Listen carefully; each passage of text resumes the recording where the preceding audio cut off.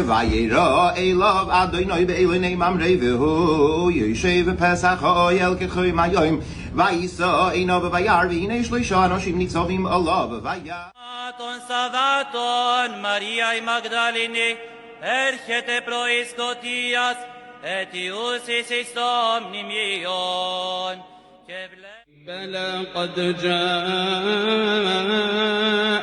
آياتي فكذبت بها بلى قد جاءتك آياتي فكذبت بها واستكبرت وكنت من الكافرين.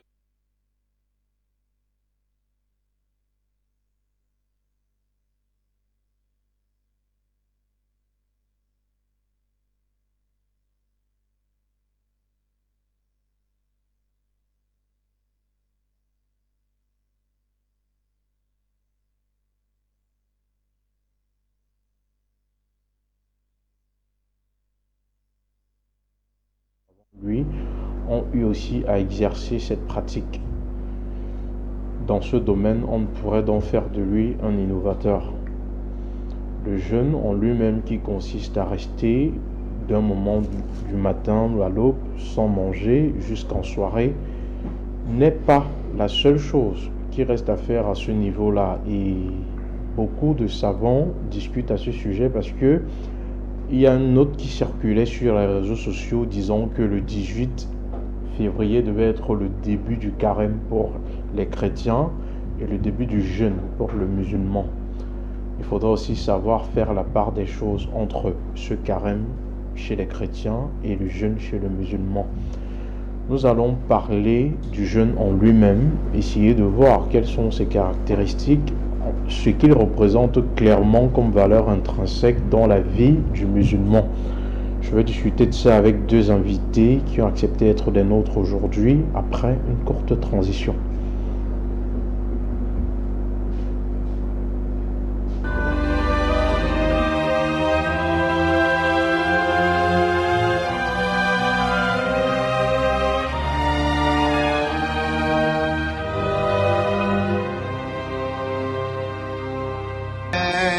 vayera elav Adonai be'elonei mamrei v'hu yoshev.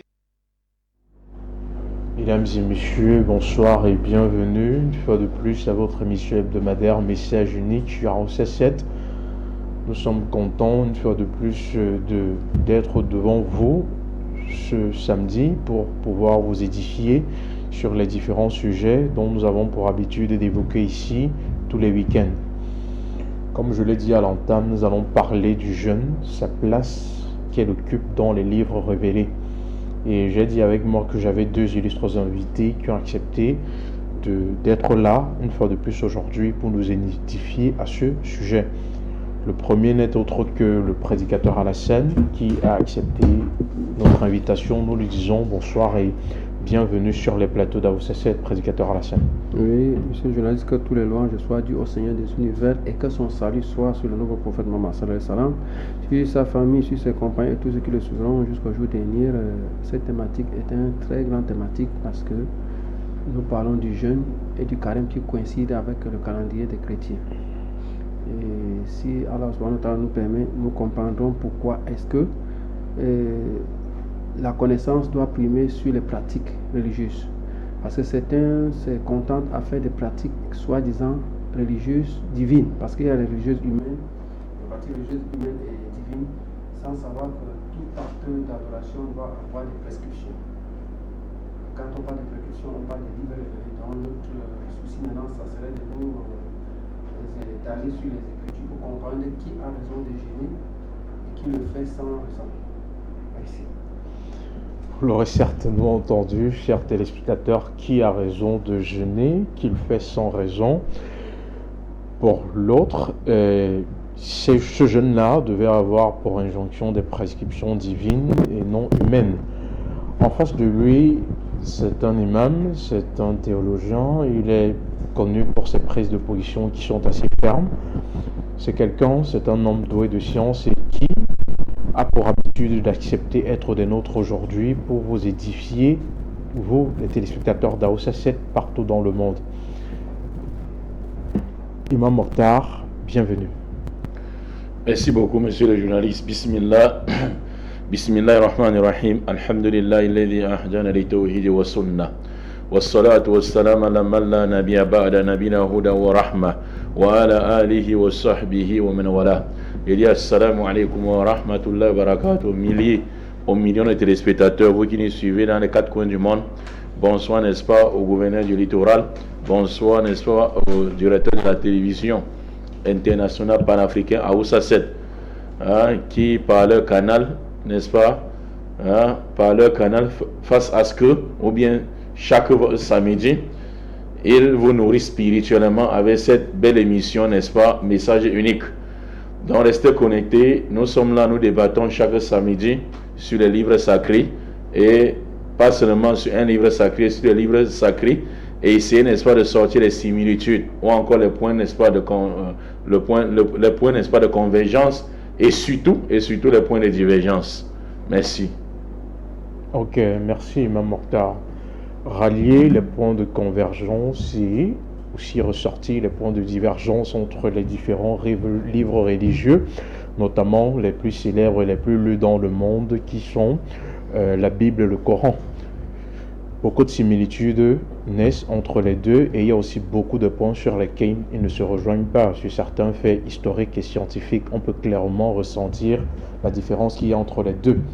Mais en cette période qui est considérée comme sacrée pour les deux différents courants religieux qui sont le christianisme et l'islam, actuellement d'autres sont en train de se préserver, disant qu'ils font le carême, et d'autres actuellement se préservent mais disant qu'ils jeûnent. C'est quoi la différence, prédicateur Alassane?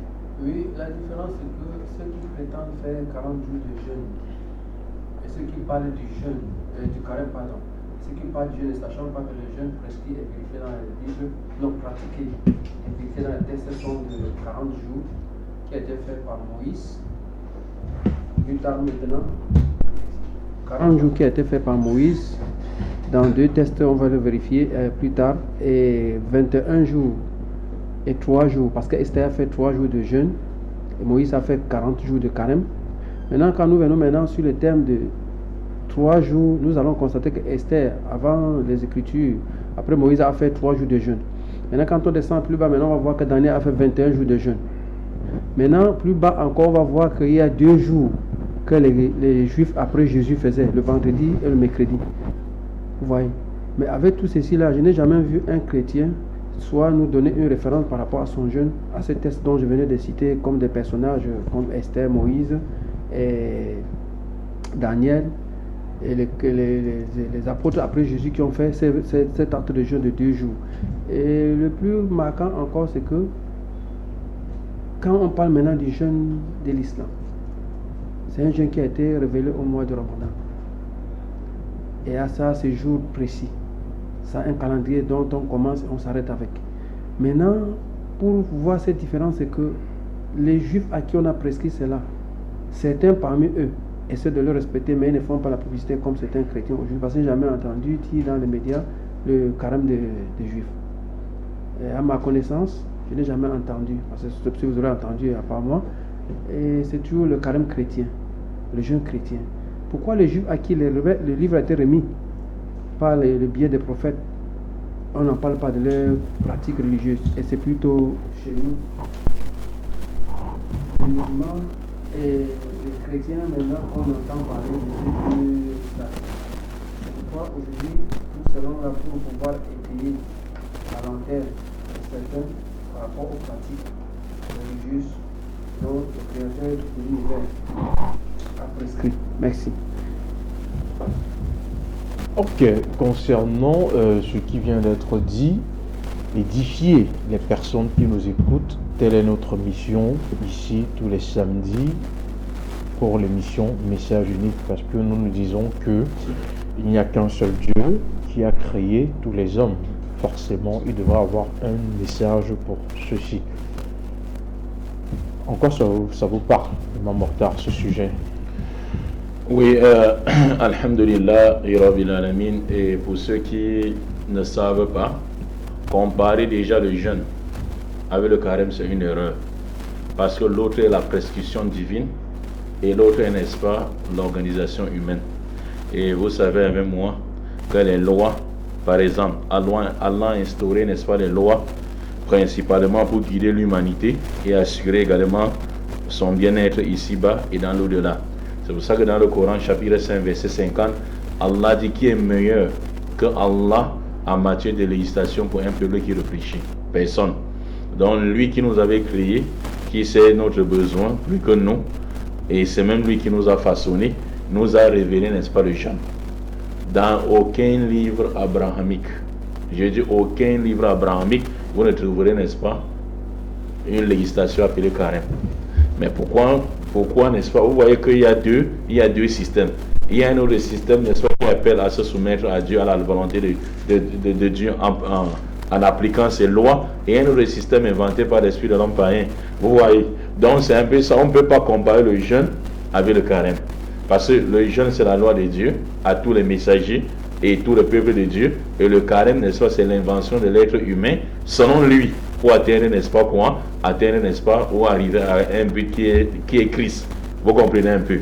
Or, comme je dis, les lois ont été établies, ou les règles ont été établies pour le culte, la moralité, la vie sociale, permettant aux fidèles d'obéir à la volonté, d'atteindre la piété, à céder, n'est-ce pas, au paradis. Dieu sait que c'est par cette méthode ici qu'on va atteindre, n'est-ce pas, on va atteindre le paradis. Vous comprenez un peu.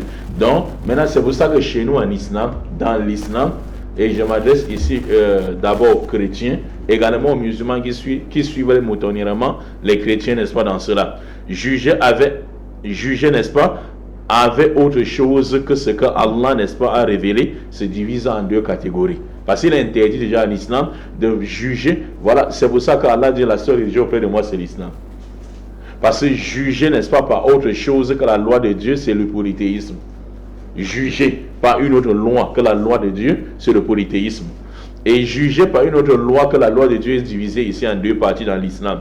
Il y a la première catégorie, c'est annuler totalement la loi de Dieu pour y mettre à la place une autre loi venant des hommes, des humains. Et c'est ça le cas du carême. C'est ça le cas du carême. Le carême n'est révélé nulle part, ni dans l'évangile, ni dans les psaumes de David, ni dans, n'est-ce pas, les Pentateuques de Moïse, ni dans le Coran. C'est révélé nulle part. Ça, c'est la première catégorie. Et cette catégorie était interdite par Allah.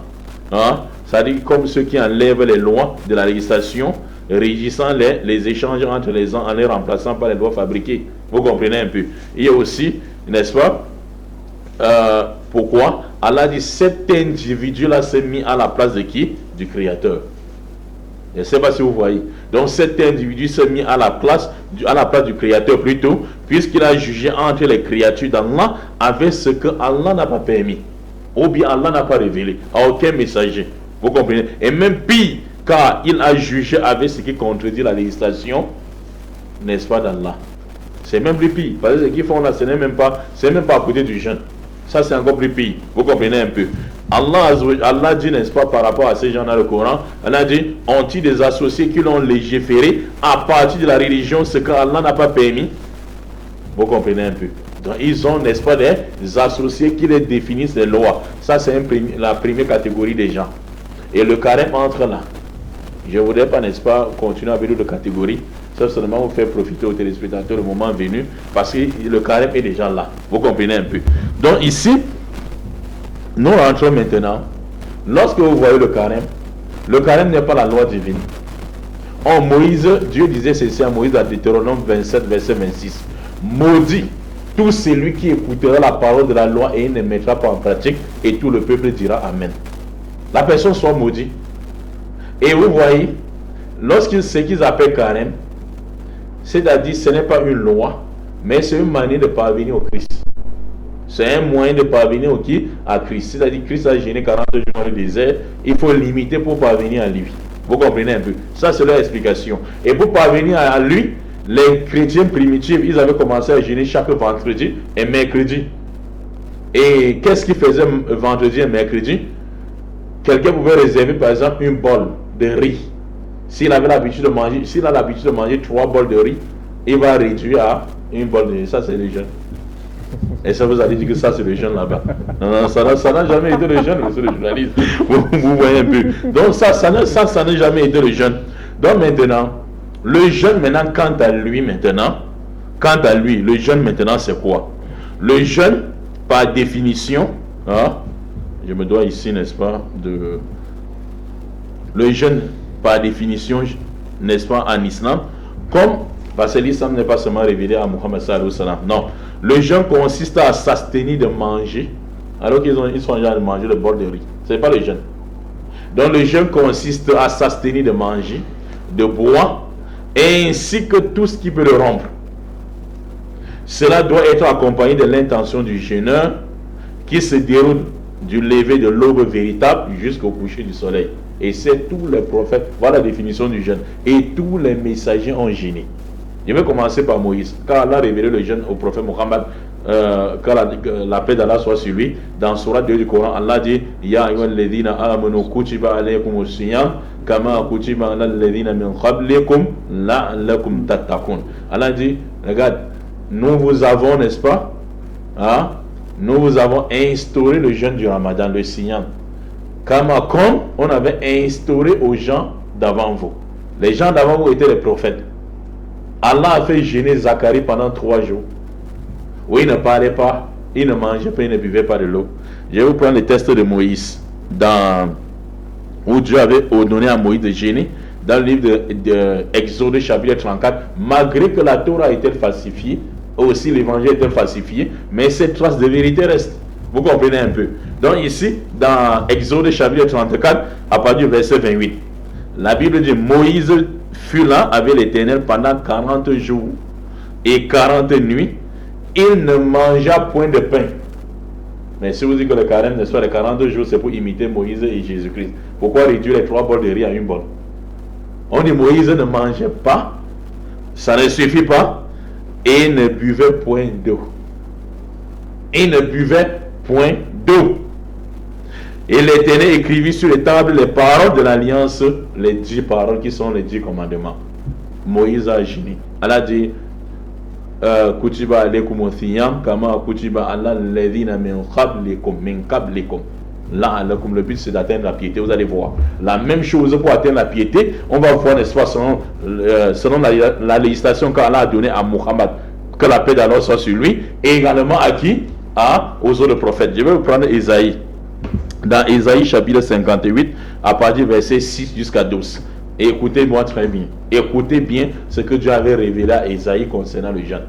Mais ce n'était pas le Ramadan. Quelqu'un va se dire, Ésaïe faisait le Ramadan parce qu'il y a des gens qui ont des maladies de compréhension. Non, le Ramadan était instauré à la communauté de Muhammad sallallahu alayhi wa sallam. Mais les Ésaïe avait d'autres jeûnes que Allah les avait instaurés, qui n'étaient pas le Ramadan, mais qui avaient les mêmes sens spirituels et les mêmes états. Vous comprenez un peu? Les mêmes objectifs. Les mêmes objectifs. Dans Ésaïe chapitre 58, dans Ésaïe 58 verset 6, à partir du verset 6, Dieu dit à Ésaïe, voici le jeûne, Ésaïe, que tu dois faire, et le jeûne que moi je prends plaisir.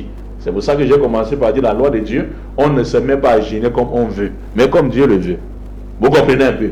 Dieu dit à Ésaïe, voici le jeûne que vous devez faire, Ésaïe. 2 points. Détache-toi les chaînes de la méchanceté. Dédie de mauvaises paroles, Ésaïe. Or, le prophète Muhammad sallallahu alayhi wa sallam dit dans les rapportés par l'imam Bukhari, c'est lui qui ne s'abstient pas de dire les mensonges et les propos calomnieux, la médisance. Allah n'a pas besoin, n'est-ce pas, de se priver de nourriture et d'eau.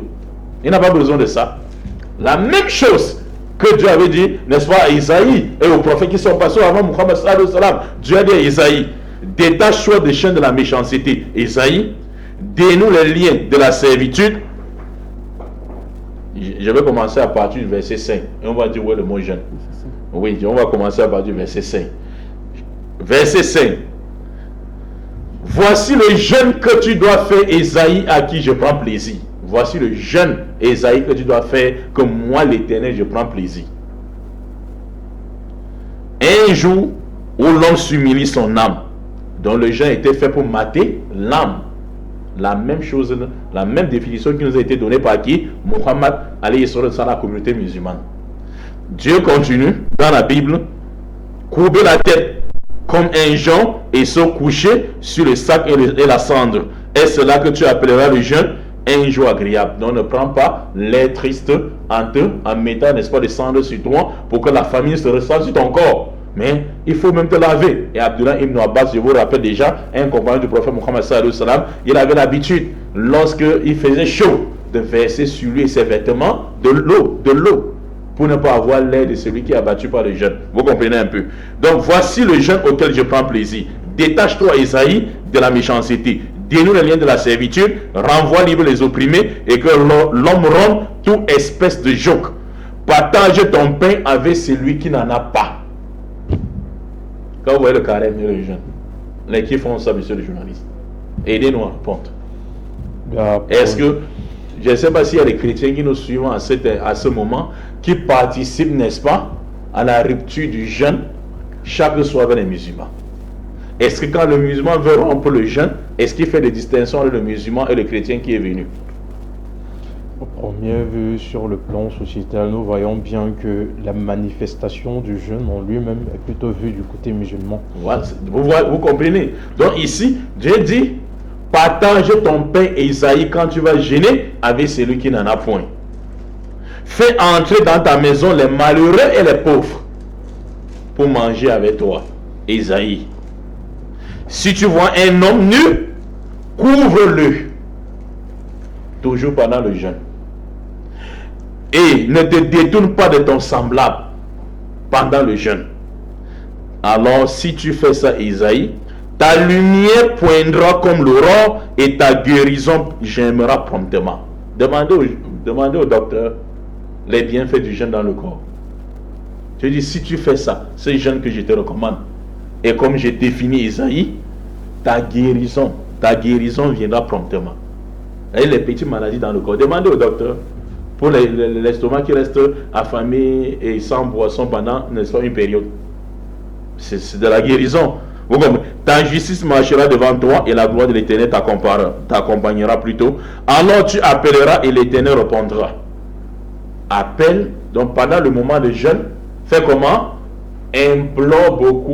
Implore-moi beaucoup, Isaïe. Je vais te répondre. Or, le prophète Muhammad sallallahu alayhi wa sallam nous dit, pendant les moments d'exaucement des invocations, il y a le moment où l'homme est en jeûne. À quoi est-ce que le prophète Muhammad sallallahu alayhi wa sallam a inventé? Pourquoi vous refusez de le suivre? Parce que vous ne connaissez pas vos livres. C'est pour ça que les gens qui étaient des savants, Allah dans le Coran chapitre 13 verset 43, ceux qui ne croient pas disent Muhammad, tu n'es pas messager. Dit Allah suffit comme témoin, et ceux qui ont la connaissance des livres sont aussi témoins parmi les gens du livre. Ce n'est pas n'importe qui suit Muhammad parmi les gens du livre. Ce sont des savants, les gens qui connaissent ces choses comme ça. Vous comprenez un peu? Dieu continue, Isaïe, il dit, tu crieras et il dira, me voici, si tu éloignes du milieu de toi le jour, les gestes menaçants, et éloigne-toi des discours injurieux. Pendant toujours le jeûne. Or, le prophète Muhammad sallallahu alayhi wa sallam vous dit et nous dit, il dit, lorsque tu es attaqué ou on t'injure pendant que tu fais le ramadan, tu as jeûné, dis juste, je jeûne, je jeûne. Dieu dit la même chose à Isaïe. Détache-toi de propos injurieux et dis juste que tu jeûnes.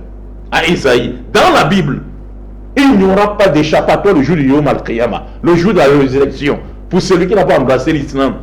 Il n'y aura pas d'échappatoire. On continue.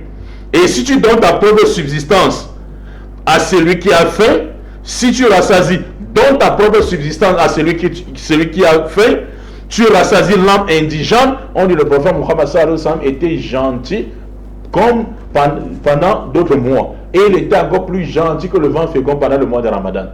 Parce que c'était la même chose qu'on avait dit à ses prédécesseurs. On a dit, on vous a prescrit le jeûne comme on a prescrit le jeûne aux gens d'avant vous. Ce n'est pas une innovation, ce n'est pas une nouvelle chose.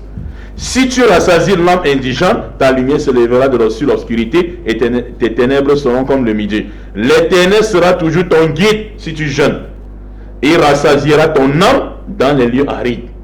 Et il redonnera de la vigueur à tes membres. Tu seras comme un jardin arrosé, comme une source dont les eaux ne tarissent pas. Les tiers rabattiront, n'est-ce pas, sur d'anciens rides. Tu relèveras, n'est-ce pas, les fondements antiques. On t'appellera, n'est-ce pas, réparateur de brèches. c'est lui qui restaure les chemins et qui rend le pays habitable. Donc pour atteindre la piété, et c'est ce que Allah nous dit dans le Coran, si tu veux atteindre la piété, Esaïe, tu vas passer par le jeûne et respecter tout ce que j'ai dit. Maintenant, où est ça dans le carré? Tout ce qu'on cite dans Isaïe 58, verset 6 à 12, où est ça dans le carré? Quelqu'un se lève un matin et dit, bon, quand je mangeais beaucoup de viande, je vais manger maintenant 2 morceaux de viande, j'ai gêné. Vous vous moquez de qui? Vous vous moquez de qui? Ça, c'est pas le cas, ça, c'est pas le jeûne. N'appelez pas ça du jeûne. Dieu avait également dit à une femme de gêner, Esther, pour libérer les enfants d'Israël, n'est-ce pas? Pour l'implorer Dieu de libérer les enfants d'Israël. Et si vous allez trouver le jeûne d'Esther, parce qu'il y a certains gens qui disent qu'ils font le jeûne d'Esther, dans Esther chapitre 4, verset 16. Mais on va voir si c'est vraiment le jeûne d'Esther que les gens font. Parce que quelqu'un se lève, n'est-ce pas?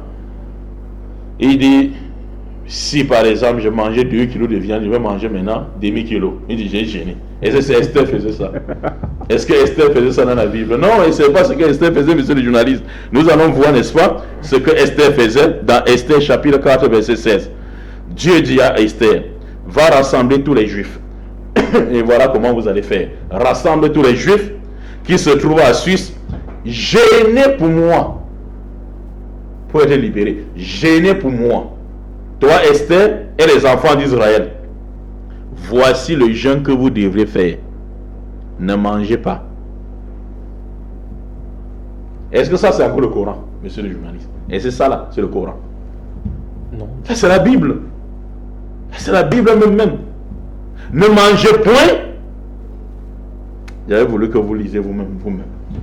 Esther chapitre 4, verset 16. Nous sommes dans la Bible, dans Esther chapitre 4, verset 16.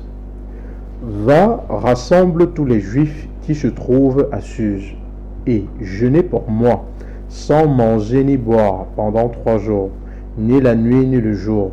Moi aussi, je jeûnerai de même avec mes servantes, puis j'entrerai chez le roi, malgré la loi. Et si je dois périr, je périrai.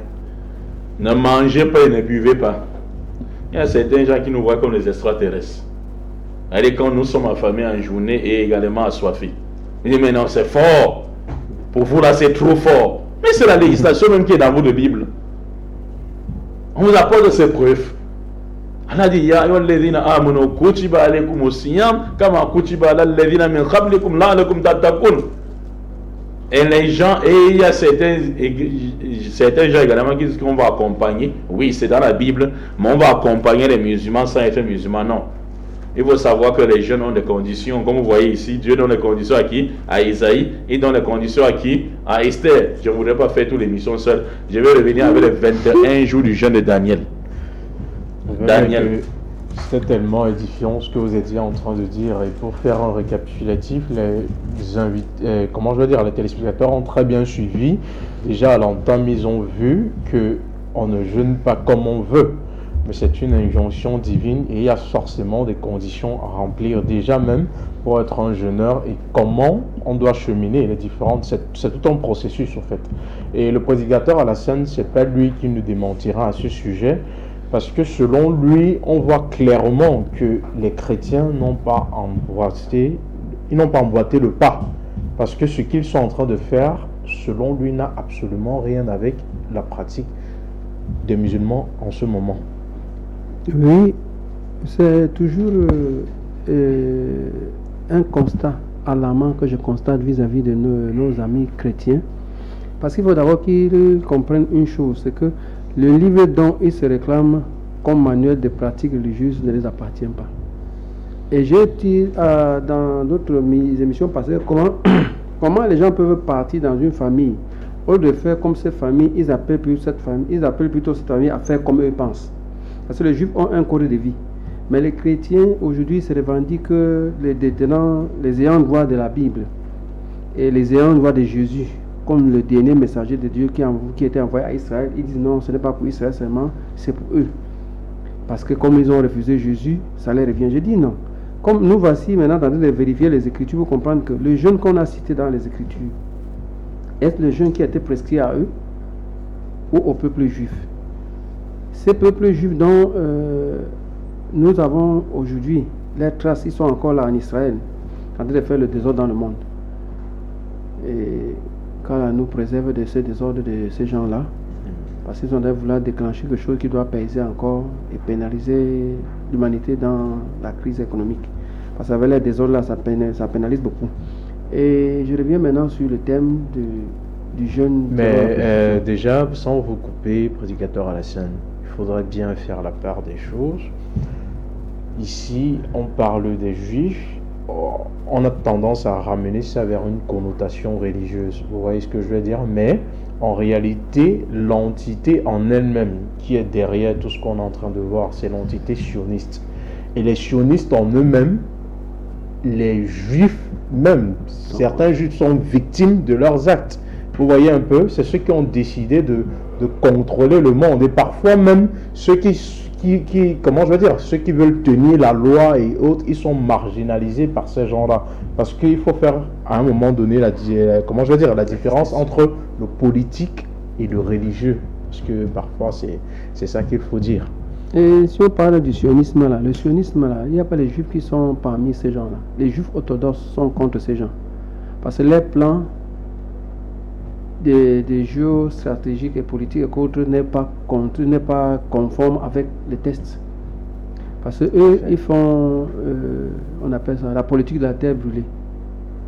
Les sionistes font plutôt la politique de la terre brûlée. C'est-à-dire qu'ils gâtent pour après venir arranger.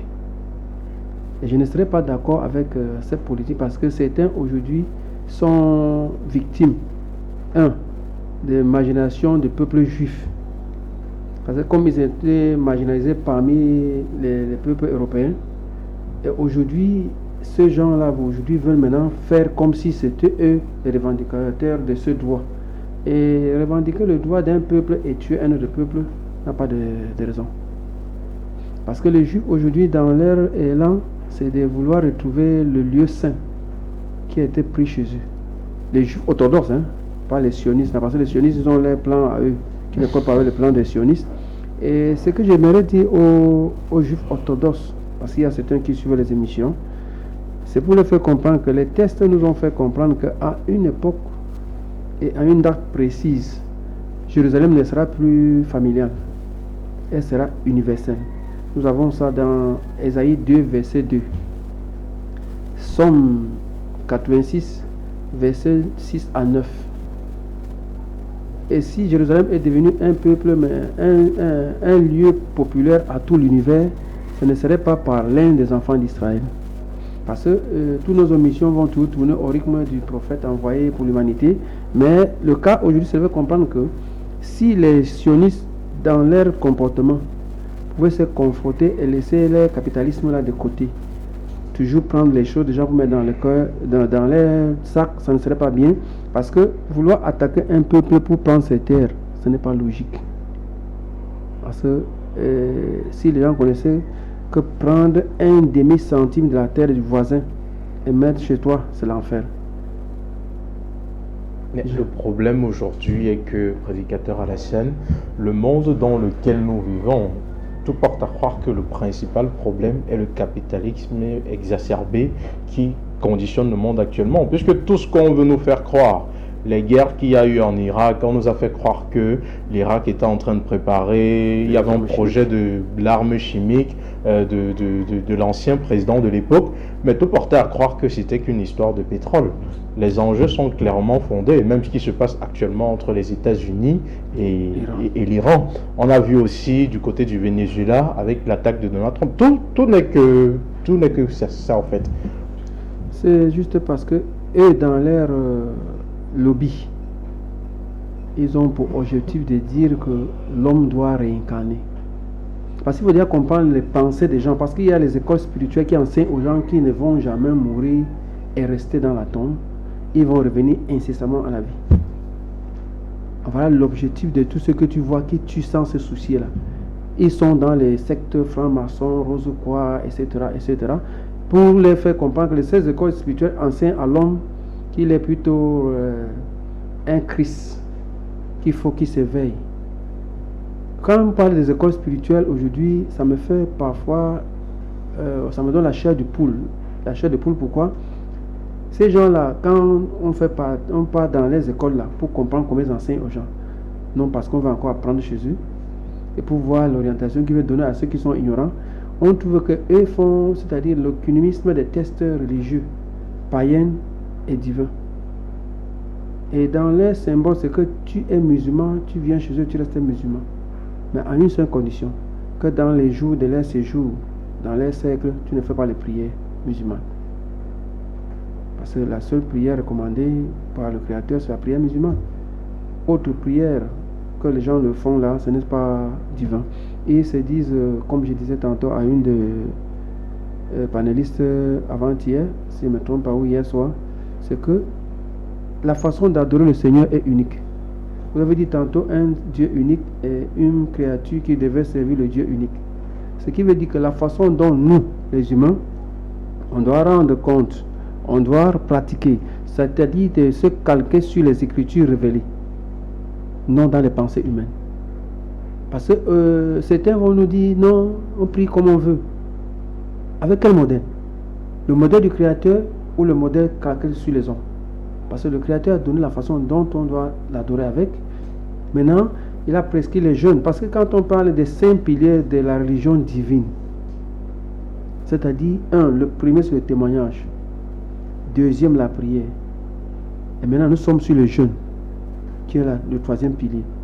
Est-ce que les gens savent que depuis l'aube du temps, ce premier pilier a existé pendant Adam, qui était d'unifier son Seigneur, de faire les prières selon le modèle que le Créateur a créé? Parce qu'il y a des textes qui disent même que le Créateur a envoyé, dans ce livre que nous voyons qu'on appelle la Bible, que le Créateur a parlé à tout le peuple dans l'adoration.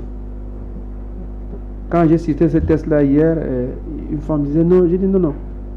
Ceux qui disent que non, les Écritures étaient seulement données aux enfants d'Israël, ils ont mal étudié le livre ici. Dieu a prescrit l'adoration unique à lui, à tous les peuples qui sont sous la terre, sous le ciel. Qui n'est pas sous le ciel parmi nous? Personne.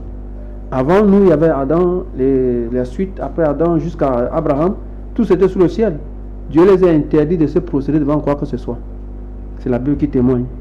On dit non, seul le peuple juif connaissait Dieu. Par quel moyen? Par le biais d'Abraham, Isaac, Jacob, et d'autres ne connaissaient plus Dieu? Non. Dieu témoigne par la parole de Moïse. Moïse est avant les autres, que lui, il a prescrit la prosternation que pour lui. Les gens disent non, ce n'est que le peuple juif qui croit. Il y a des autres détracteurs des Écritures qui disent non, ce n'est que par les enfants d'Israël qu'on devait connaître Dieu. Ce n'est que par les enfants d'Abraham et non d'Israël. Parce que les gens font l'erreur dans le nom, les placements de mots. Si c'est dit que ce n'est que par les enfants d'Abraham, parce que Dieu a donné cette opportunité à Abraham, que par lui seront bénies toutes les familles de la terre. Maintenant, lequel de ses fils vient remplir le fils? Quand on parle d'Ésaïe 2, verset 2, parlant d'un lieu de culte familial qui doit être un lieu de culte universel, est-ce pas un Israélite? Jésus est venu, il était là, il n'a pas officialisé. Donc, matière à réfléchir. Pourquoi les Écritures nous donnent les informations et que nous voulons taire ces informations? Maintenant, quand on voit Psaume 86, ça nous dit quoi? Ça nous dit quoi? Ça parle d'un culte universel sur un lieu qu'on appelle Jérusalem. Et non familial. Jésus arrive, il ne fait pas cet office-là. Et il a encore dit des choses très probantes. Il dit, moi, on m'a envoyé pour annoncer l'installation d'un royaume. De quel royaume s'agit-il? C'est le royaume d'où Dieu devient roi universel et non roi familial maintenant. Parce qu'il était roi sur Israël, autant jadis. Ces gens-là vivaient avec les principes. Merci, prédicateur Alassane. D'après vos dires, le culte, toutes les pratiques révélées devraient être universelles. Mais Imam Mokhtar, pourquoi d'autres, selon les dires du prédicateur Alassane, ont-ils laissé, comme on dit souvent, la chaussée pour prendre le trottoir? Qu'est-ce qui s'est passé au juste? Oui, vous savez, le monde s'est bipolarisé comment? Lorsque l'homme a été précipité du paradis pour la terre, Allah dans le Coran, قُلْنَا بِتُوا مِنَّا جَمِيعًا فَإِمَّا يَأْتِيَنَّكُم مِّنِّي هُدًى فَمَن تَبِعَ هُدَايَ فَلَا خَوْفٌ عَلَيْهِمْ وَلَا هُمْ يَحْزَنُونَ. Allah dit, descendez sur la terre et vous serez les ennemis les uns les autres. Chaque fois que je vous enverrai un guide, un prophète, ceux qui suivront ce prophète pour les rappeler le but de votre création, vous n'aurez rien à craindre. Suivez attentivement cette partie-là, c'est très capital. Allah a choisi, n'est-ce pas, de nous envoyer les prophètes pour nous rappeler le but de notre existence sur la terre et comment revenir vers le Créateur.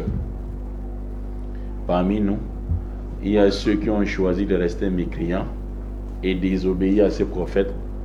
Et parmi nous également, il y a ceux qui ont décidé, n'est-ce pas, de suivre les prophètes.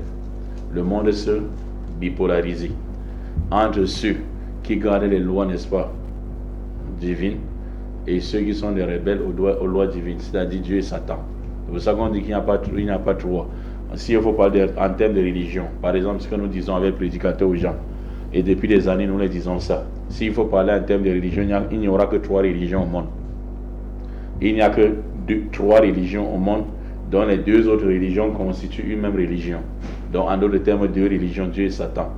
Parce qu'il y a 3 religions, il y a le monothéisme, il y a le polythéisme et l'athéisme. Vous comprenez un peu. Donc, l'athéisme consiste à ceux qui se réveillent un bon matin et ils ont atteint, n'est-ce pas, des nerfs sciatiques, ou bien des nerfs sciatiques spirituels. Ils disent que Dieu n'existe pas. Il y a d'autres également de l'autre côté qui disent que oui, Dieu existe, mais il y en a plusieurs dieux. Ils parlent de la pluralité des divinités. Vous comprenez un peu. Et pourquoi on les met dans les mêmes paniers pour appeler ça une même religion, la religion de Satan? Parce que ce sont ceux qui font la pluralité des divinités qui ont créé, n'est-ce pas, l'athéisme. Ce sont des polythéistes qui ont créé les athées. Vous comprenez pourquoi? Vous savez pourquoi? Parce que lorsqu'on dit que Dieu est venu sur la terre sous forme humaine, il a mangé comme nous, il marchait au milieu de nous, hein? Il a eu tous les bagages, n'est-ce pas, humains comme nous, il mangeait, ça veut dire il va aller déféquer. Oui, il montait, il descendait. Une personne qui réfléchit comme l'athée, il se met à faire comment? Allah a doté l'être humain de raison. Allah dit, j'ai donné, j'ai enseigné à l'homme ce qu'il ne savait pas. L'homme est doté, n'est-ce pas, de savoir. Il se mit, n'est-ce pas, à réfléchir. Comment moi je mange, je bois, je monte, je descends. C'est lui qui prétend qu'il m'a créé a les mêmes besoins. Ça a causé le court-circuit cérébral dans la tête de l'athée, de cet homme, et il a fini par dire, ce Dieu-là même c'est moi, c'est toi, c'est lui. Donc ce sont les polythéistes qui ont créé les athées. Vous comprenez un peu. Alors que si, de l'autre côté, le monothéisme est seul, si on est présenté un Dieu puissant, qui ne mange pas, qui ne boit pas, qui ne vient même pas sur la terre, pour chercher quoi? Dieu ne vient pas sur la terre. C'est lui qui donne la vie, il n'a pas besoin de cette vie pour exister. Le Coran chapitre 112 et la Bible, n'est-ce pas, Deutéronome 32-36. Il dit, je donne la vie. Et il n'a pas besoin de la vie pour exister. C'est-à-dire, la vie là, qui est Dieu, il existait avant cela. Il n'a pas besoin de ça. Et il dit, je donne la mort également. Il ne peut pas être frappé par la mort. Sinon, pourquoi créer la mort avec son omniscience, en sachant que la mort va le frapper? Vous comprenez un peu. Donc maintenant, on présente un Dieu comme ça, qui ne meurt pas et qui ne mange pas ta nourriture. Comment tu vas adorer celui qui va discuter un même plat de nourriture avec toi, monsieur Daniel? C'est absurde. Donc, de l'autre côté, vous savez, l'être humain aime manger bon. Hein? De l'autre côté, vous voyez un Dieu qui invite, n'est-ce pas, à venir prendre tout le temps. Et de l'autre côté, un Dieu qui va discuter la même nourriture que toi. Tu choisis quel Dieu? N'est-ce le Dieu, n'est-ce pas, qui ne mange pas, qui ne boit pas et qui te donne? Alors, dans le Coran, chapitre 56, 51, verset 56 à 58, il dit, je n'ai créé les humains et les djinns et les humains que pour m'adorer. Je n'ai pas besoin de votre subsistance et je n'ai pas besoin que vous me nourrissiez. C'est moi qui vous nourris et c'est moi qui est détenteur de la subsistance. Allah dit, ya ayyuhan nasu antum fuqara ila Allah. Oh, vous les humains, vous êtes tous des pauvres sauf Allah. Wallahu wal-ghaniyul hamid. Seul Allah est al-ghaniyul hamid. Allah est le riche par excellence. Tu vas laisser un riche par excellence pour aller frapper un pauvre comme toi. Pendant que tu frappes, il te dit même en même temps que mon frère, j'ai besoin de la même chose que tu as besoin. Mais ça ne t'empêche pas de te prosterner pour lui, de lui demander la demande, hein, et de l'appeler quand tu es dans les besoins. Non. C'est pour ça que le polythéisme ressemble parfois à la folie. Mais le polythéisme demain il reste la vraie folie. Pas la folie que vous voyez là sur les fous en route. Non, non, ce ne sont pas les bons fous là-bas. Les bons fous sont les polythéistes. Ceux qui associent, n'est-ce pas, c'est-à-dire qui partent à adorer. Regardez par exemple une personne qui fabrique un dieu, il transporte, comme Dieu disait dans Jérémie. Mais les polythéistes sont ceux qui transforment, ils partent dans les forêts, ils coupent des bois, dans Jérémie chapitre 10, ils coupent des bois, ils se font des dieux qui se déplacent si Allah. Et ils viennent déposer dans les maisons. Allez, quelqu'un est là, il taille le dieu, met dans la maison, et il regarde. Il regarde, n'est-ce pas, cette divinité. Quel est alors le statut de celui, n'est-ce pas, qui a créé et il en a donné. Et celui-là dépasse même Dieu. Tout ça pourquoi? Et Satan lui fera faire comprendre que tu n'adores pas, mais tu es juste en train de te rappeler de Dieu au travers de lui. Regardez la ruse. Satan passe par la ruse qu'on appelle le talbis. Vous comprenez? Donc, c'est un peu ça. Donc, notre Dieu ne mange pas et ne boit pas. Tu ne peux pas laisser ce Dieu et aller, n'est-ce pas, être polythéiste. Donc, il n'y a que deux religions au monde. Et la religion de Satan et la religion de Dieu. La religion de Satan est divisée en deux parties, l'athéisme et le polythéisme. Et maintenant... Et qu'est-ce que... Parce qu'une fois, vous avez souligné ça ici, nos ancêtres qui parfois adoraient les arbres, les rivières, dans quoi étaient-ils réellement aujourd'hui? Allah dit, les avait envoyé un messager. Si vous avez connu un parent qui adore l'arbre, c'est un parent égaré. Allah dit, j'ai envoyé dans chaque communauté d'hommes un messager. Bon. Et ce que le Coran dit est vérifié par la science même aujourd'hui. Ce que vous appelez la science archéologique. Pourquoi? Parce que là où il passait déposer les débris, il se rendait compte que chaque village où il passait, n'est-ce pas, hein, pour déposer ces débris scientifiques, il se rendait compte que chaque village, n'est-ce pas, avait une maison de culte. Alors il se demandait comment un être, n'est-ce pas, naturel, ou un être, n'est-ce pas, naturel, a pu connaître le surnaturel s'il ne s'était pas révélé à celui-là ou à ce dernier. Allah dit, j'ai envoyé les messages dans chaque contrée. Mais après le passage des prophètes, Satan est venu les chuchoter, n'est-ce pas, ils sont retombés dans l'idolâtrie. Tout a été dit dans le Coran. Satan est venu les faire comprendre que oui, l'arbre-ci était proche de Dieu que vous. Ce qu'on appelle le Kourouba et le Shafa'a, le rapprochement et l'intercession. Voilà où les gens se sont égarés, sur le rapprochement et l'intercession. Il y a même certains musulmans qui tombent dedans. Ils disent, je m'en vais voir l'imam pour que l'imam me donne la bénédiction. Ça commence comme ça. Pourquoi il dit que je m'en vais voir l'imam pour prendre la bénédiction? Parce qu'il se dit que l'imam est plus proche d'Allah que lui. Or Allah dit, je suis plus proche de l'être humain que sa veine jugulaire. Ne lise pas-il le Coran? Je suis plus proche de l'homme. Est-ce que Allah a dit, je suis plus proche des imams que leur veine jugulaire? Vous allez demander aux imams. Allah vous a-t-il indiqué les imams? Hein? Donc les gens se sont tombés comme ça. Ils ont d'autres adoré les anges, d'autres adoré les prophètes, d'autres adoré les pieux, d'autres adoré les arbres, d'autres adoré, n'est-ce pas, les pierres, d'autres adoré le soleil et la lune. Vous comprenez un peu? Donc malgré cela,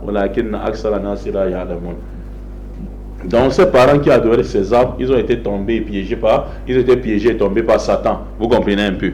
Donc maintenant, ce que nous voudrons faire à travers les jeunes, c'est que ces jeunes-là légiférés par Allah à des conditions.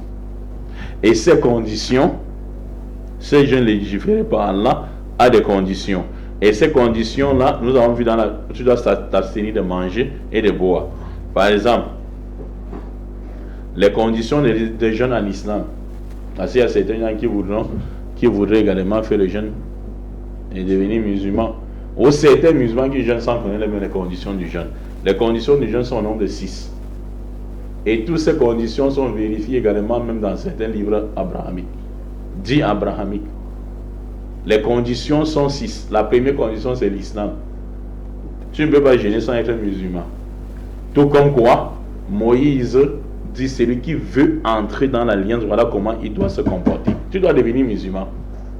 La première condition pour obtenir... C'est pour ça que lorsqu'on a dit à l'apôtre Pierre que les païens avaient reçu l'évangile, ils veulent entrer dans l'alliance pour adorer le Dieu d'Israël. Vous savez ce que Pierre avait dit? dans le livre des Apôtres chapitre 15, il dit on ne refuse pas. S'il veut entrer pour adorer le Dieu d'Israël, ils doivent, n'est-ce pas, premièrement rompre avec les divinités qu'ils adorent. Adorer un Dieu unique. Ça, c'est la première condition. S'abstenir de manger les aliments illicites, c'est-à-dire le sang ou les animaux qu'on a tués par étouffement. Vous avez, il y a certains gens, pendant, n'est-ce pas, leur fête, pour tuer, ils prennent le porc, ils dosent au mur. Ils prennent le porc, ils dosent au mur, ou bien ils prennent un gros boudin. Tu veux composer le bac imam, mais tu n'as pas envoyé les dossiers. Vous voyez un peu. Donc la première condition du jeûne, c'est l'islam. Et ça a été vérifié par tous les livres. Que ce soit l'évangile, la Torah, les sommes, les abos ou bien le Coran. C'est la première condition.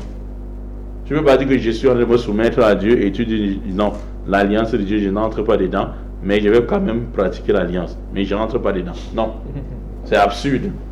Et Allah dit dans le Coran que tous ces prophètes étaient des messagers. Tous ces prophètes tous ces messagers étaient des musulmans, j'allais dire. Et Allah dit وَمَنْ يَبْتَغِ غَيْرَ إِسْلَامِ دِينًا فَلَمْ يُقْبَلَ مِنْهُ وَهُوَ فِي الْآخِرَةِ مِنَ الْخَاسِرِينَ. C'est lui qui désire une autre religion autre que l'islam sera égaré et sera, n'est-ce pas, au nombre des perdants le jour du jugement dernier. Et n'écoutez pas les imams écuméniques qui vous donnent l'espoir que vous allez entrer au paradis étant chrétien. Non, vous n'allez jamais entrer au paradis étant chrétien. Jamais. C'est pour ça que Jésus disait que vous n'entrerez jamais également au paradis sans le suivre aux Juifs. Dans Jean chapitre 15, verset 22 à 23. Le prophète dit également, Muhammad sallallahu alayhi wa sallam, a dit rapporté par l'imam Muslim, le hadith 153. Il dit, je jure par celui dans lequel repose mon âme. Un juif ou un chrétien qui entend parler de moi, il ne s'islamise pas, il me suit, il ira en enfer. Le prophète parle, un imam te promet le paradis pour prendre ton argent. Non. Donc c'est ça la première condition, c'est l'islam. La deuxième condition du jeûne, c'est la puberté. Donc on ne doit pas, n'est-ce pas,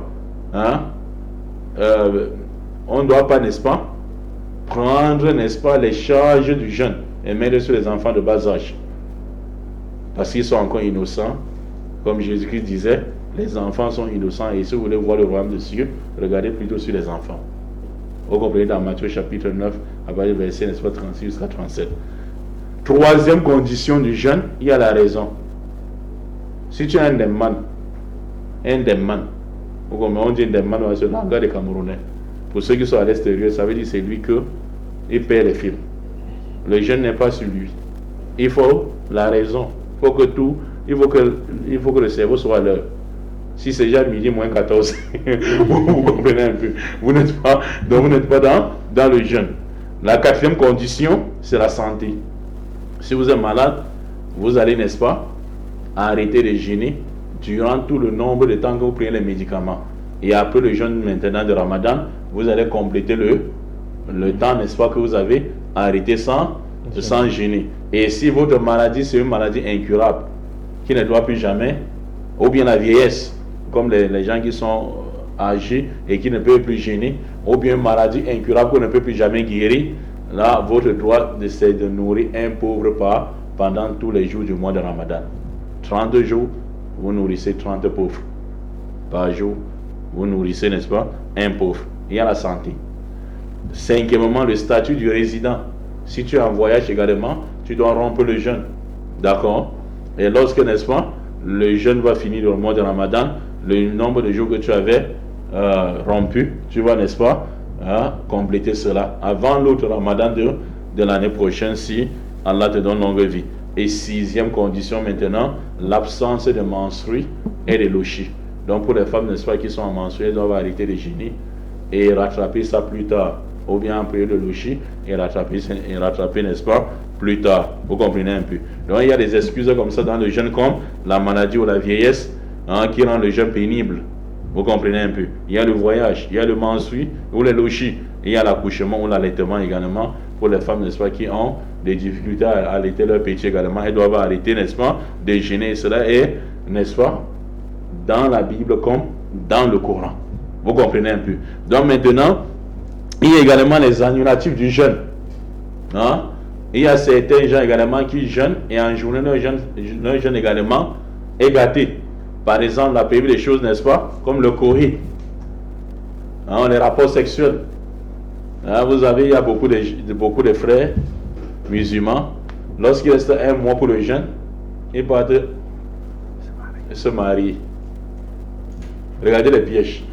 Est-ce que nous sommes en train de dire que c'est interdit? Ce n'est pas interdit. Mais ce sont des pièges. Pourquoi pièges? Parce que tu plais encore à la femme. L'amour est encore à son sommet.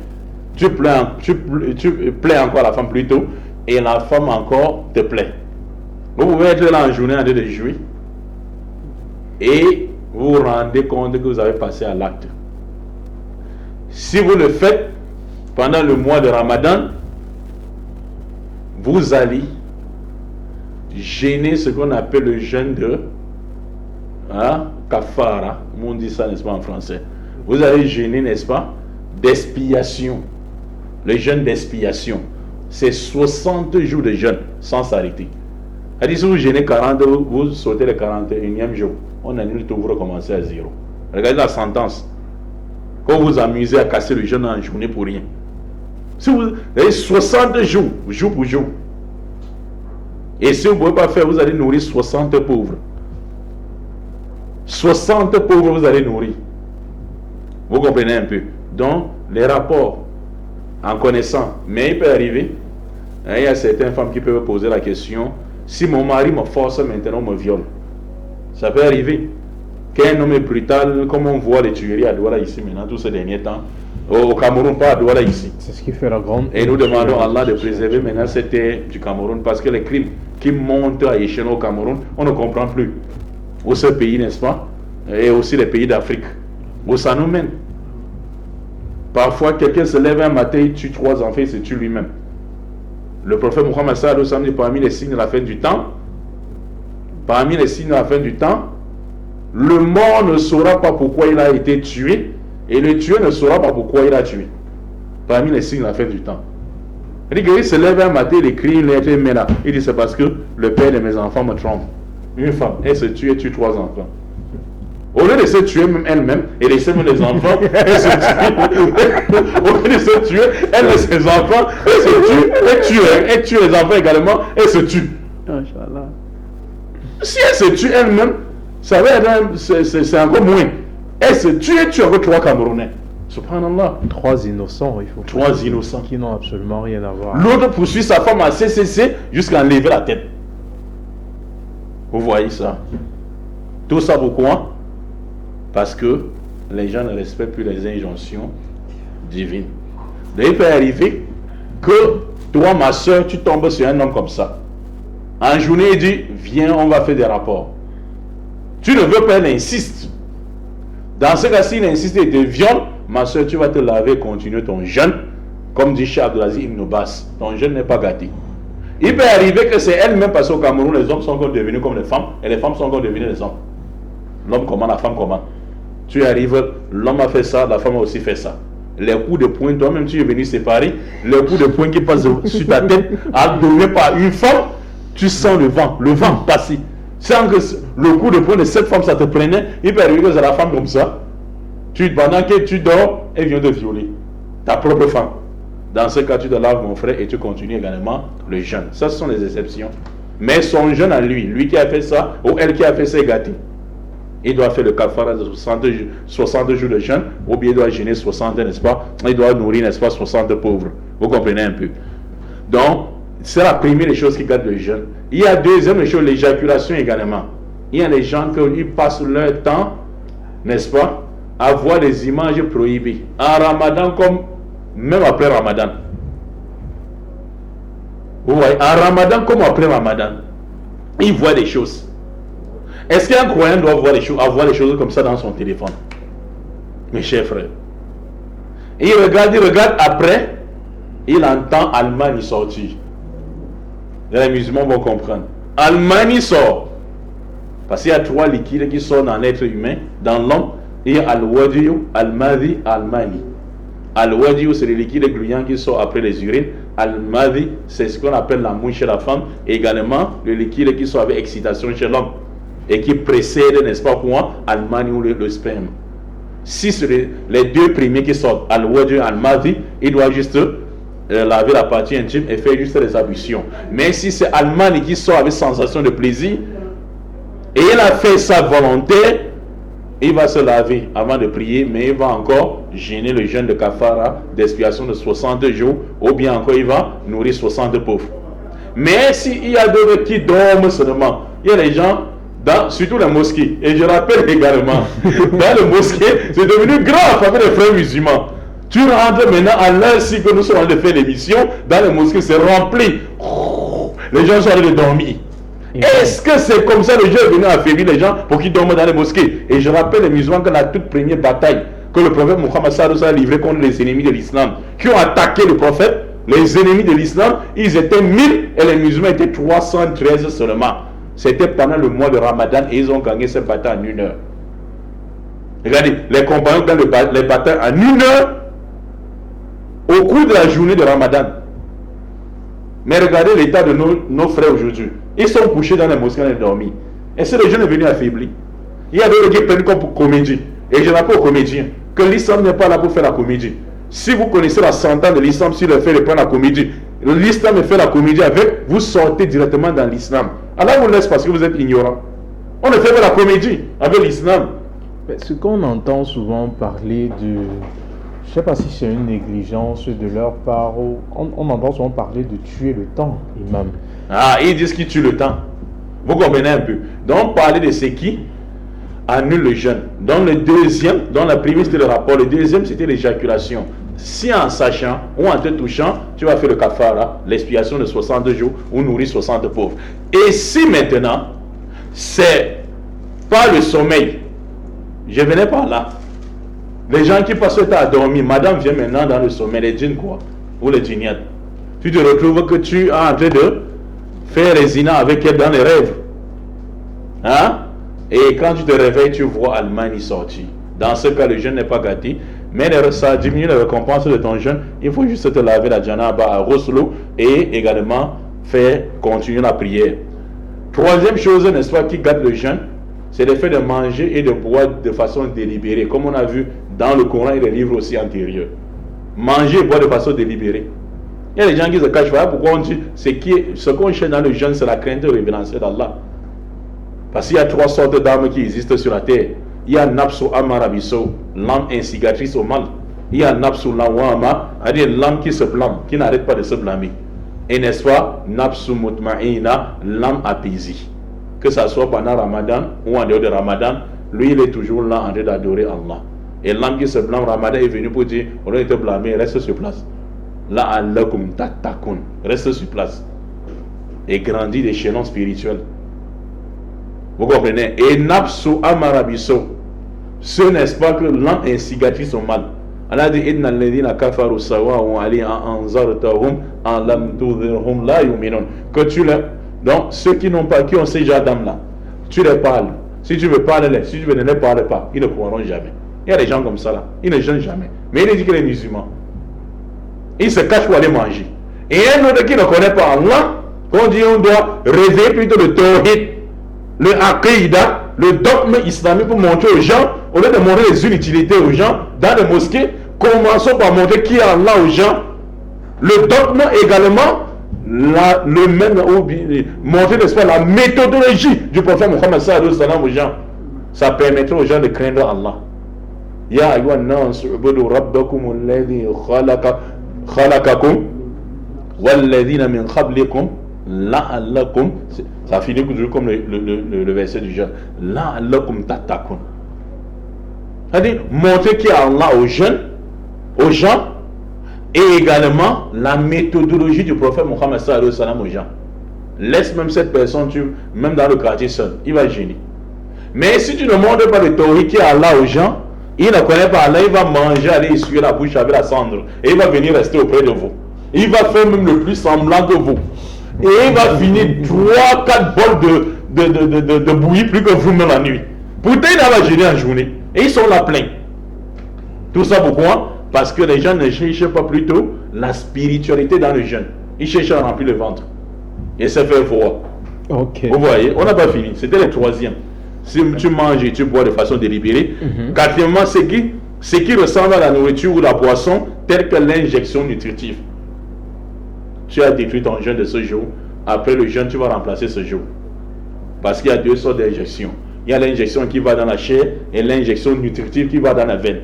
L'injection à titre nutritif qui va dans la veine, il n'y a plus de jeûne. Il y a extraire le sang également en grande quantité ou faire le hijama. Ou celui qui donne le sang, fait don de sang. Il va, n'est-ce pas, le remplacer ce jour. Se faire vomir volontairement, mettre la main et vomir volontairement, si tu as rompu le jeûne. Mais si tu vomis de façon involontaire, tu vas rincer la bouche et continuer le jeûne. Il y a, n'est-ce pas, l'effet également, l'écoulement du sang des menstrues et des lochis pour la femme. Elle doit également arrêter de jeûner et remplacer le nombre de jours sautés après le mois de Ramadan. Merci. Ok, Imam Mokhtar. Bon, c'est quand même triste aujourd'hui de voir ce qui se passe parce que au début à l'entame, on a essayé d'évoquer ce qui se passe au niveau des différents courants religieux. Mais l'Afrique aujourd'hui, c'est la position qu'elle occupe dans tout ça qui nous inquiète. Parce qu'il y a un mouvement connu sur le nom de kémitisme qui a vu le jour et qui est en train de grandir. Beaucoup de jeunes Africains aujourd'hui se réclament être des kémites. Ils veulent retourner aux valeurs ancestrales sans toutefois chercher à savoir si leurs ancêtres s'étaient trompés ou pas. Parce qu'aujourd'hui, on retrouve, parce qu'après des recherches, on peut clairement voir qu'il y a des ancêtres qui adoraient des arbres, d'autres adoraient des rivières.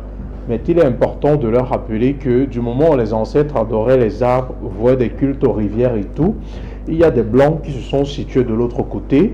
Ils ont utilisé ces arbres-là pour se fabriquer des bateaux, des navires, et ils ont utilisé la rivière pour venir ici, les capturer et faire d'eux des esclaves.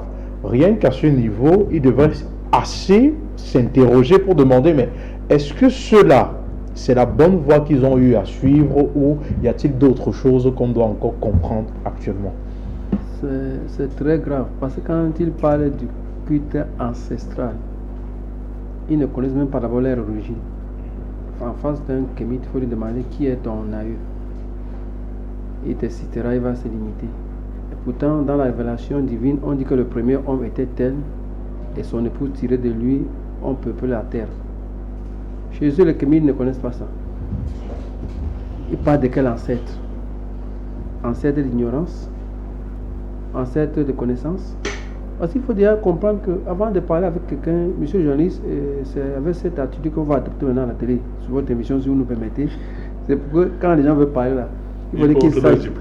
Donc, même diplôme, même c'est trop. Tu vas avoir le diplôme, tu n'as rien. Tu ne connais rien. Parce qu'il faut que quelqu'un puisse connaître sur quoi il parle. Parce que j'ai remarqué que les gens ouvrent la bouche, ils sortent de n'importe quoi. Quand je demande à un Kevin que tu parles de quel ancêtre? L'ancêtre commun ou ton ancêtre, toi seul que tu connais? Il dit non, nos parents adorés. Quels parents? Mais à les entendre parler, ils s'expriment avec beaucoup de véhémence. Tous, je vois dans les médias là, ils font du n'importe quoi. C'est clair actuellement et je le dis parce que même quand vous allez voir dans les courants universitaires et tout, ce mouvement est en train de prendre de l'ampleur. Carrément, parce qu'ils sont en train de dire qu'il faudrait revenir aux sources. Il y a des noms qui se font entendre, les Amora et tout, et l'égyptologie même est toujours invoquée. On est toujours en train de nous ressortir des noms que normalement c'est ceux-là qu'on devrait suivre. On est en train d'adorer le Dieu des Arabes qui n'a rien à voir avec nos réalités. C'est pourquoi quand on voit les anthropologues, c'est avec eux plus que j'ai besoin. Parce qu'il y a les docteurs dans l'anthropologie, quand je les rencontre, ça me fait rire. Parce qu'ils parlent de ce qu'ils ne connaissent pas. De quel ancêtre est-ce qu'ils parlent?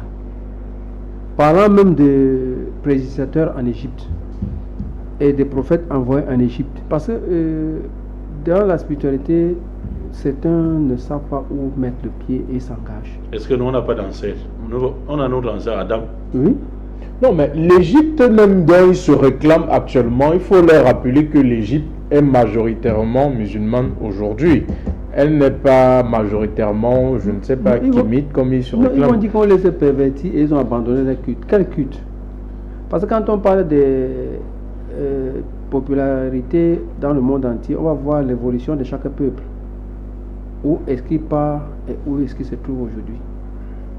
Et nous verrons que l'Égypte antique a eu des populations diverses. venant de partout. Et parenthèse, vous connaissez les gens qu'ils appellent ancêtres? Non. La femme qui se tuait là a tué ses 3 enfants. Dans 100 ans, elle deviendra ancêtre. Oui. Je comprends dans le cœur.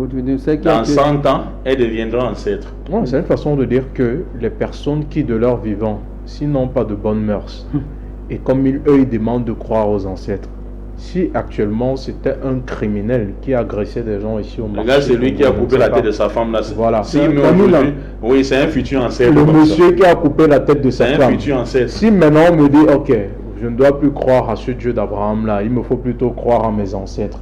Et que le monsieur qui a coupé la tête de sa femme là, c'est lui mon ancêtre. Quel genre d'ancêtre je vais implorer? On attend les kémines ici. Comment je vais trouver le salut, au fait, dans les actes que j'aurai à poser quotidiennement, et tout est dit. Tout est dit et bien dit, parce que parler sans connaissance, c'est une nuisance. Tout est dit, merci. Parler sans connaissance, c'est une nuisance. Telles sont les quintessences des propos du prédicateur à la scène. Vous voyez ce qui me fait rire. D'ailleurs, même vanté dans l'islam, Allah dit وَمِنْ آيَاتِ خَلْقُ السَّمَاوَاتِ وَالْأَرْضِ وَاخْتِلَافُ أَلْسِنَتِكُمْ وَأَلْوَانِكُمْ إِنَّ فِي ذَلِكَ لَآيَاتٍ لِلْعَالِمِينَ. Allah Azza wa Jalla dit, parmi ces signes, ou parmi mes signes, la création des cieux et de la terre et la variété de vos idiomes, les langues. Et vous voyez les langues, l'autre parle Bassa, l'autre Yaoundé, Aoussa, Bamoun, dit c'est les signes pour que vous entreconnaissiez. Mais le meilleur n'est pas là-bas, auprès de moi là. C'est des signes pour vous entreconnaissiez. C'est un signe. Et il dit, et de la variété de vos couleurs. C'est un signe également pour que vous entreconnaissiez. Que voici le Père, voici la Mère, voilà le Fils. Pas, n'est-ce pas, pour se mettre au-dessus. D'ailleurs, même que la personne qui a utilisé la peau pour la première fois, c'est Satan dans le Coran, même dans la Bible. Quand Dieu a dit, pourquoi tu t'es refusé de te prosterner devant Adam quand je t'ai ordonné? Il dit, je suis meilleur que lui. Tu m'as créé, je brille, alors que tu l'as créé avec la couleur pâle. C'est ce que les gens ont en tête. Que cette couleur-ci de la peau est meilleure que celle de l'autre côté. C'est Satan. C'est Iblis. La première personne qui a inspiré ça, c'est Satan. Vous comprenez? Donc le kémitisme est guidé par Satan. Et aussi pas seulement les kémites. Ils sont dans le même panier avec ce qu'on appelle les racistes du côté occidental. Du côté, vous voyez des joueurs africains, des noirs qui sont victimes de racisme. Non, mais tout à fait, c'est vrai qu'on n'est pas ici pour parler de sport, mais quand même, ça fait partie des réalités qu'on pourrait évoquer. Dernièrement, il y a le footballeur Vinicius Junior du Real Madrid qui a été, on a montré clairement des vidéos où des supporters étaient en train de faire des danses du singe pour se moquer de lui. Et il y a un supporter qui arrive, il cache carrément le maillot. Et quand on l'interviewe, il dit non, c'est faux ce qu'il a suivi, puisqu'en espagnol, le mot mano veut dire singe. Il dit qu'il a plutôt dit hermano, donc on dit son frère. Il a menti ouvertement. Mais pour dire à quelqu'un qu'il est ton frère, tu as besoin de cacher ton maillot. Tu avais seulement chaud ou quoi. Donc, c'est des réalités qui existent. Aujourd'hui, nous sommes en 2026, mais il y a des blancs qui pensent encore que le noir est la race inférieure. C'est pour ça qu'on va voir, même dans les choses qui sont mises en avant, ce sont les acteurs américains qu'on met devant. On ne va jamais te parler d'un grand avocat noir. Non, on va te parler d'un grand acteur, d'un grand basketteur. Parce que pour eux, en réalité, nous sommes juste là pour faire le show. Donc, ce sont les patates de même sion. En Afrique, vous trouvez les kémites. Et en Occident, vous trouvez, n'est-ce pas, les racistes. Ils sont les patates de même sion. On les cherche sur le plateau. Vous comprenez un peu. Et maintenant, pour mater vos enfants, pour ne pas devenir ainsi, habituez-vous aux jeunes. Et nous sommes en train de parler des jeunes dans le Coran et dans la Bible. Et surtout le jeune du mois de Ramadan. Nous disons aux musulmans que le but de jeûner n'est pas de remplir le ventre ou remplir les frigos et montrer aux gens que vous avez beaucoup jeûné. Non, c'est d'atteindre la piété. Parce que les jeunes ont beaucoup de bienfaits, mais je vais vous donner 4 bienfaits du jeûne ici qui nous a été donné, comme a été cité notre grand savant Cheikh Foudan, qu'Allah le préserve. Il dit, premièrement, sachez que le jeûne habitue l'âme au noble comportement comme la patience et la compassion. Si quelqu'un jeûne, ne change pas de comportement, doutez encore de son jeûne. Et parmi même les choses qui feront même qu'on saura que quelqu'un a le jeûne de Ramadan accepté, c'est après la fête. Il y a les gens qui vont organiser les balles et les courations entre hommes et femmes. La mixicité. Vous oubliez ce que le prophète Muhammad sallallahu alayhi wa sallam a dit, chers musulmans. Le prophète Muhammad sallallahu alayhi wa sallam dit ceci. Celui qui désobéit à Allah le jour de la fête de Eid, c'est comme s'il a désobéi à Allah le jour du jugement dernier. Celui qui désobéit à Allah le jour de la fête de Eid, c'est comme s'il a désobéi à Allah le jour du jugement dernier. Allez, au jour du jugement dernier, on devrait envoyer le jour du jugement dernier, pendant que chacun attend son sort. Les gens remarquent que ta main est en train de glisser pour chercher à retirer le porte-monnaie dans les fesses de quelqu'un. Quel est ton sort? Ou bien le jour dit à Dieu, tu n'es pas Dieu. Quel est ton sort? C'est comme ça les gens qui vont organiser les balles. C'est une preuve que ton ramadan n'est pas accepté. Il y a l'autre, n'est-ce pas, même la nuit, il casse le jeûne, n'est-ce pas, avec la bière. Et il dit, la journée là n'était pas facile. Avec le whisky. Et d'autres avec, n'est-ce pas, les cigares. Il tire. Il frappe sa déjà dans foule. Il est 18h30. Vous voyez, il dit vraiment, c'est un signe que ton jeûne là de la journée n'était pas accepté. Quand tu commences à désobéir à Allah, à partir du moment où tu rompes le jeûne, et pendant après la fête, n'est-ce pas, le jour de la fête. Donc, tu dois mater, le jeûne doit mater ton âme et lui donner des nobles comportements. Vous voyez, quelqu'un qui marche avec la médisance pendant le jeûne du mois de Ramadan, il veut la zizanie, la calomnie entre les gens. Et celui-ci a gêné. Il n'a pas gêné réellement. Il y a les gens, n'est-ce pas, qui ne sont pas patients. Le jeûne est venu travailler quoi sur toi? Là, Allah, c'est le but du jeûne.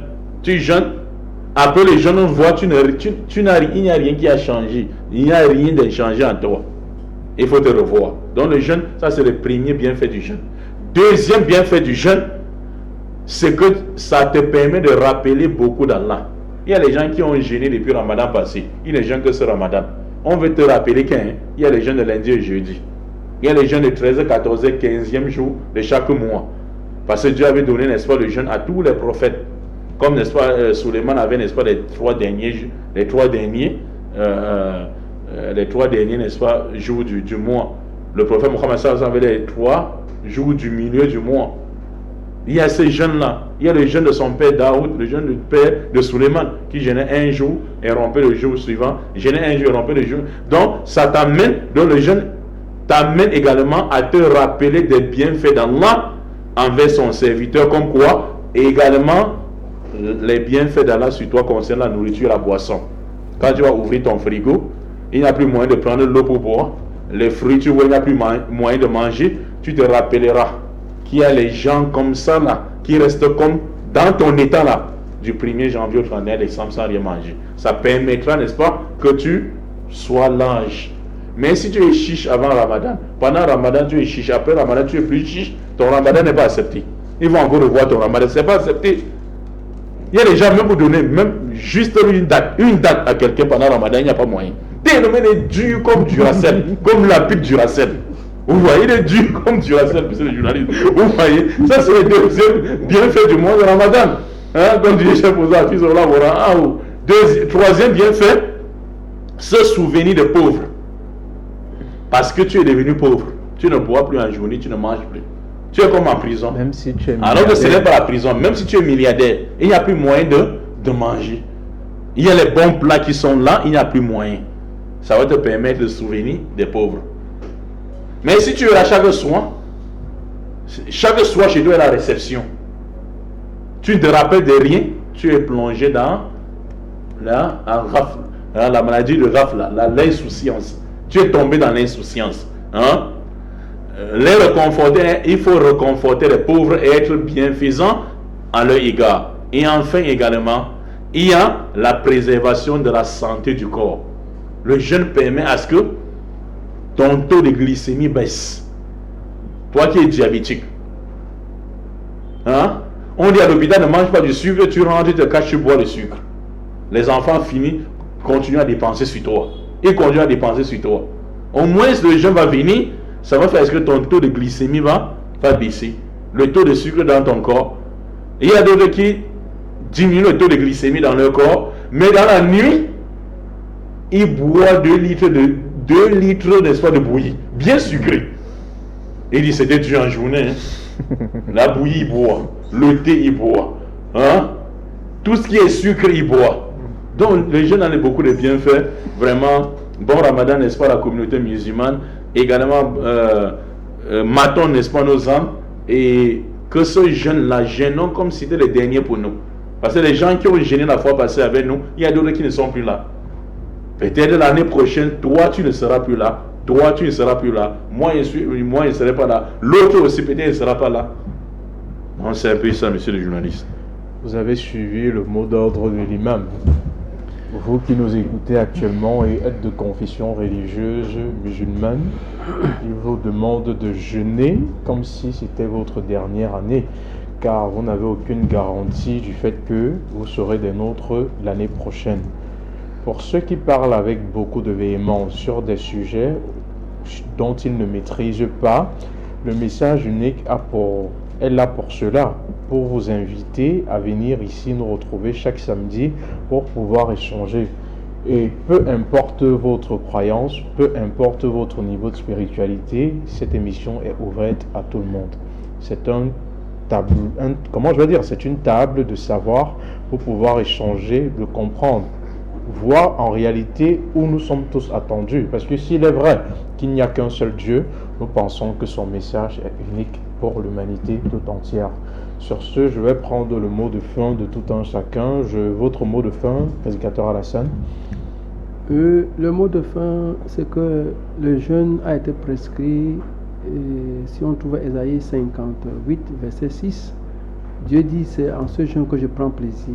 C'est une instruction, et une information que le Seigneur donne à ses serviteurs, que c'est en ce jeûne que je prends plaisir. Et on trouvera aussi dans Zacharie 7, verset 5, où Dieu dit au peuple de jeûner.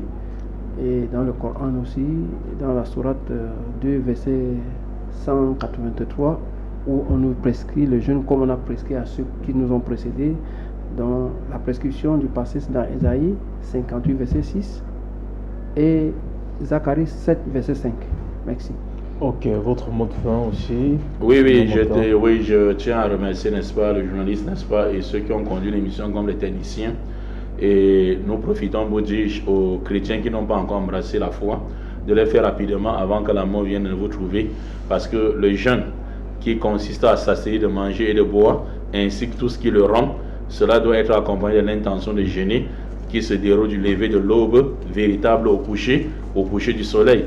Et ce jeûne-là a été prescrit à Moïse, n'est-ce pas, dans Exode chapitre 34, à partir du verset 28, à Esther également et aux enfants d'Israël qui étaient avec Esther, dans Esther chapitre 4, verset 16, également, et Isaïe dans Isaïe chapitre 58, verset 6 à 12. Également, le jeûne a été de 21 jours, a été prescrit au prophète Daniel, d'où Daniel, alayhi salam, dans Daniel chapitre 10, verset 2 à 3. Allah dit ya ayyuhalladhina amanu kutiba alaykumus siyam kama kutiba alal ladhina min qablikum la'allakum tattaqun. Donc le jeûne n'a pas été seulement prescrit aux musulmans de la communauté de Muhammad sallallahu alayhi wa sallam. Ce qui était prescrit aux communautés de Muhammad sallallahu alayhi wa sallam, c'est le Ramadan.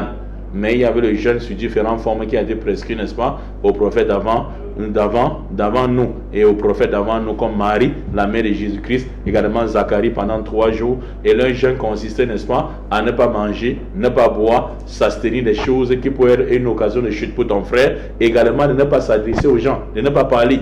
Et comme Mohammed est venu comme miséricorde pour l'humanité, alors on a ordonné au moins de parler, mais il dit ce qui est bien, parce que le prophète Mohammed sallallahu alayhi wa sallam dit, celui qui croit en Allah au jour dernier, qui dise du bien ou qui se taise. Merci beaucoup. Celui qui croit en Allah au jour dernier, qu'il dise du bien, il se taise. Tels sont les propos qui illustrent la fin de prise de parole de l'imam Mokhtar. Nous vous disons merci, vous qui nous regardez de partout dans le monde. Nous saluons comme ça Madame Gundo Abiba depuis la ville de Montréal au Canada, fidèle téléspectatrice de l'émission. Nous saluons tous ceux qui prennent de leur temps pour nous écouter de partout et qui réagissent à travers de cette émission qui est en train de devenir culte. Comme ça, nous remercions la partie technique pour le travail qui a été mis en place pour le bon déroulement de l'émission. Nous remercions le PDG de la télévision panafricaine AOC 7. Nous vous saluons et nous vous disons à samedi prochain, si Dieu le veut.